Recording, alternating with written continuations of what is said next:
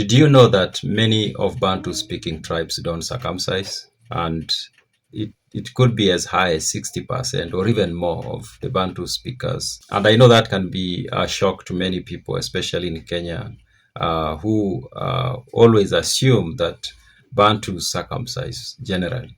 Before we look at the Bantu groups in Africa that circumcise and those that don't, maybe we should have a little conversation about the origins of circumcision. Now, the general understanding is that circumcision started with Abraham. Of course, that's what Christians, Muslims, and Jews believe. But outside of the Bible and other religious texts, other sources, historical sources, give a different story about the origin of circumcision. And one of the sources that I've come across that talk about circumcision in the ancient world is histories by Herodotus. Now, Herodotus is often described as the father of history. And that's because many believe he was the first person to make a serious attempt to try to preserve history, or at least he was among the first one. Now, Herodotus lived around the year 400 BCE. That's like 2,500 years ago. He was a Greek, but he was also a Persian citizen. That can be a little bit confusing. And that is because Persia at some point was such a big empire that it did conquer some parts that were occupied by the Greeks. And Herodotus wrote this document that is often the only document that gives us the understanding of what was going on during his time or time before he was born. Now, in histories, there's a part where he talks about circumcision. And how he comes to discuss circumcision is that he's talking about him going to some part of Europe, the part we know today as Georgia, the country we know today as Georgia. And he comes across a tribe of people who are called the Colchians. Now, the Colchians seems like was a huge tribe in that part of the world, but there was something unique about the Colchians. The Colchians, when Herodotus looked at them, they didn't look like they were part of that environment. They looked like people who came from elsewhere, and for several reasons. And one of the reasons he gives is that they looked different. They were a little bit dark-skinned, and their hair was a little bit woolly. And but those were not the only reasons that he thought that these people were from elsewhere. The other thing that made him think of them to be not from that region is that they circumcised. And that was something that was not practiced by the rest of the tribes in that part of Europe. And he was wondering why. And the story got is that these people were descendants of Egyptian soldiers who were brought there by King Sesostris. Now, they came to that part of Europe and they were sent there, of course.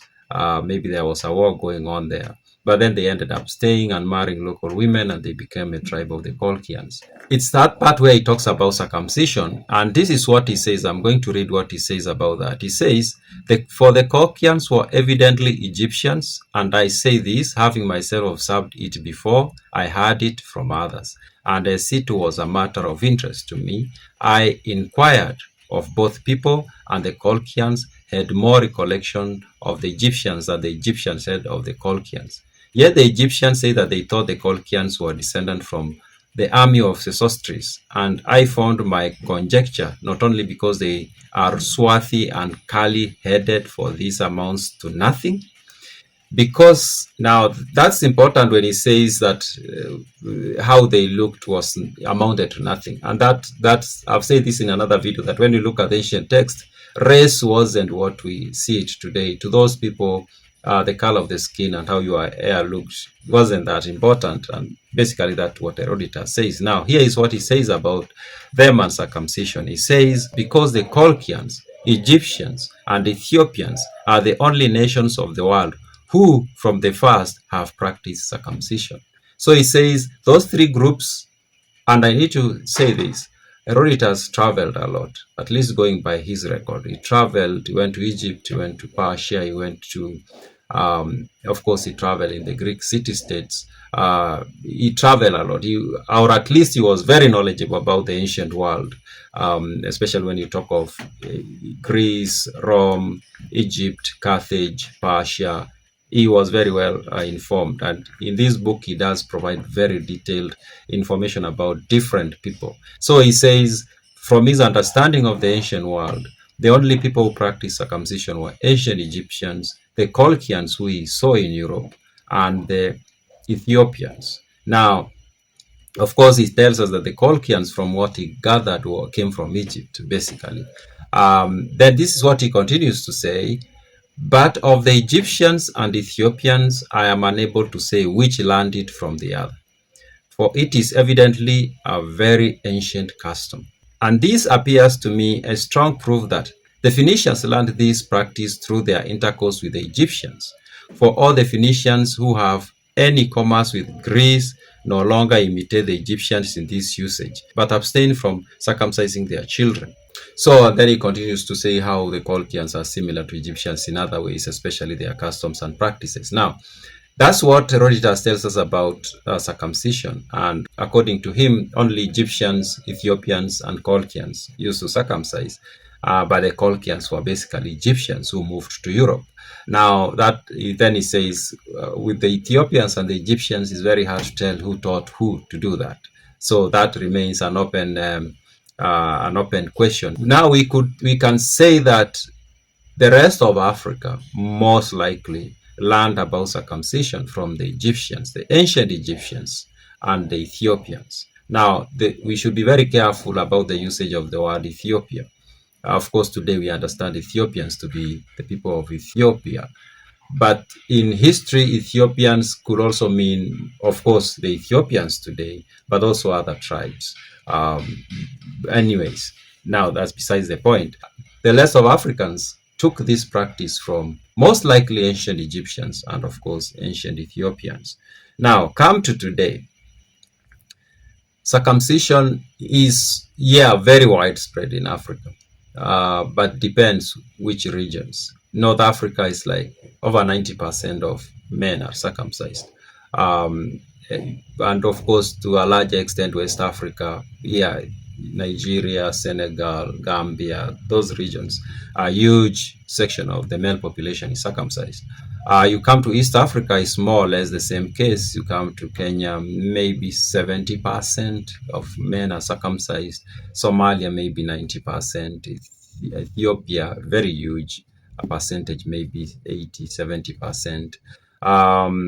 Now, here is an interesting, when you come to East Africa, Uganda is a very interesting case. Uganda is about 25%, and I found that to be very interesting because I've always assumed that Uganda is more or less similar to Kenya, specifically on that part, but turns out Uganda is very different, and I would have expected that if in Uganda there is a huge population of uncircumcised men, then it has to be the Nilotic men mostly. But that's also not the case. There is a huge chunk of the Ugandan population uncircumcised that is Bantu. In particular, the Baganda people don't circumcise, at least traditionally. Maybe they do it now, like most other people are picking it up, but it wasn't their thing as a traditional practice. Now, another interesting one is Rwanda and Burundi. While Burundi has a very high male population that is circumcised, like over 60%, Rwanda has like 13%. And I found that to be so interesting because I've always assumed that the two nations are basically the same when it comes to demographics, like the tribes and the culture, the language is more or less the same. But turns out they are very different when it comes to the issue of circumcision. Now, let's talk about Bantu tribes, specific Bantu tribes. Of course, when I talk of Rwanda and Burundi, of course, those two are majorly Bantu, even though some people might make arguments that no, they are not, which goes to the question that I've answered in another video, that when we talk of Bantu, Kushites, Nilotic, we are not speaking of the genetics here, we are speaking about the language groups. But anyway, that's a different conversation. Now, let's look at other communities that are Bantu speaking that are not circumcising in Africa. Now, when you go to the south, I found a very interesting case about circumcision among the Zulu. Now, the Zulu apparently used to circumcise, and that went on up to sometime in the 19th century during the reign of Shaka, King Shaka. Now, it is King Shaka who stopped the practice among the Zulu, and I haven't gotten the information or details as what informed this decision to stop the practice among the Zulu. But yeah, seems like the Zulu used to circumcise, but at some point in the 19th century, their king, Shaka, stopped the practice. And so majorly they don't. Of course, nowadays, some of them picking it up.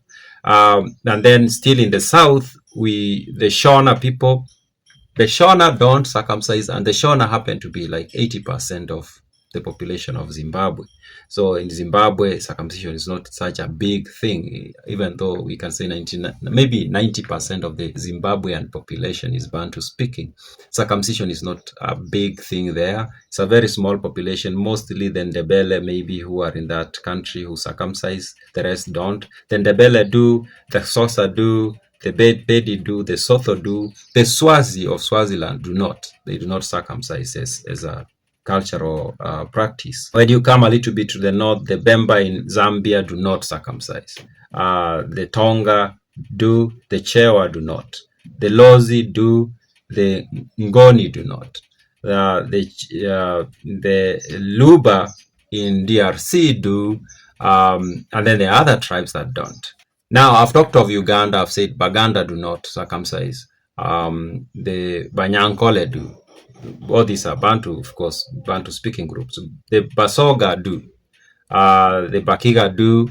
Of course, now when you talk of the Nilotic groups in Uganda, almost all of them don't. And that's also interesting because when you come to Kenya, for example, some of the communities that hold circumcision so dear are Nilotic groups, the Maasai, the Kalenjin. They hold it so dear. But it's so interesting when you leave Kenya and you go outside Kenya and you look at other Nilotic speaking groups, circumcision is almost non-existent.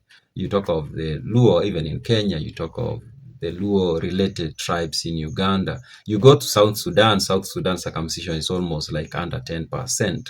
And that's a huge group of Nilotic-speaking groups. And even in Ethiopia, the Nilotic groups mostly don't.